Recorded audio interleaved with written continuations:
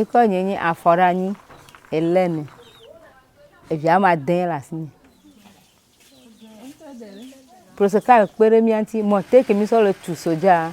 Et Peremianti, mi te tuna soja, que m'beba on. ProSecAl, Peremianti, bobo mi agnon nous, Peremianti. Mi ona soja me la, et me gawucha. Hélène, toi, mi one, que fafa le chez mi gatiro, mi ona nous, so que na de mi me pokonti. Le que mi a to nous ça ça a jomo no e ba fio mi yem le wo.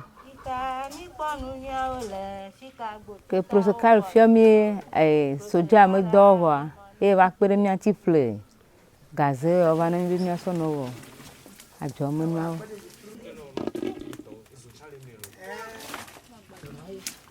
ProSecAl he va mi tu fede mi hwe mi tu fede sin o magame na mi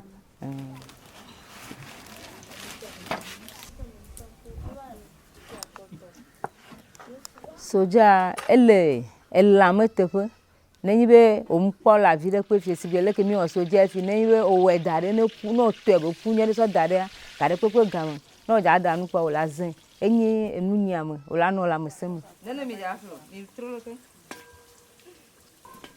ne mo le san ma wa ne mo po ale vire mo tuna mo kana machine a cha me gam vire ezia o cha me gam vire ke ngbe mi buna la pata chama.